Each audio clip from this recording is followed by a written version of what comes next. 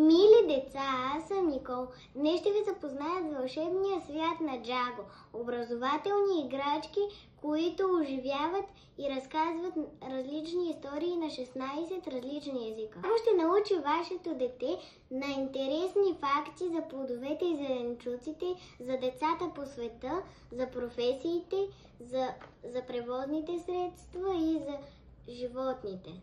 С Джаго вашето дете ще научи на кой знак да спре, на кой светофар да пресече, каква е ролята на сърцето, за какво служи мозъка и на много други интересни факти.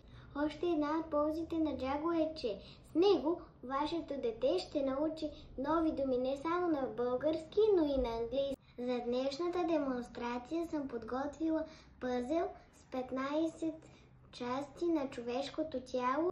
Парчетата са достатъчно големи и цветни, за да не затруднят децата над 3 години. След като сглобих частите, ще ви покажа как да използваме Джаго. Използва се много лесно, необходимо ви е само смарт устройство. Изтеглете безплатното приложение от вашия Google Play.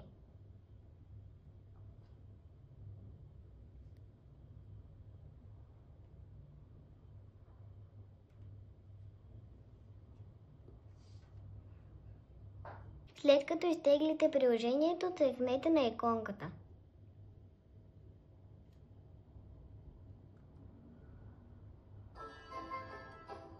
Изберете темата на вашия пъзел. Ето ги органите. Те ще започнат да се отсветяват. Нека магията да започне. Избираме български език. Здравей! Аз съм бял дроб.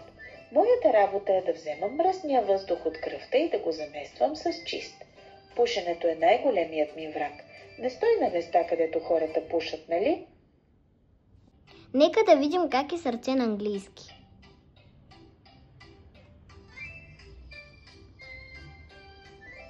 Heart.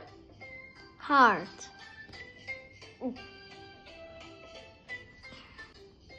Hello, I am Heart. I have the blood circulate in your body. You can strengthen me by running and eating lots of fruits and vegetables. Нека времето, в което вашето дете прекарва на устройство, да се използва образователно.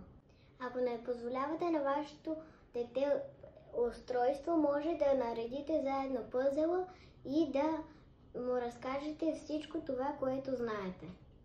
Така ще прекарате времето си заедно в игри и забавления. Очаквайте ме да се завърна скоро.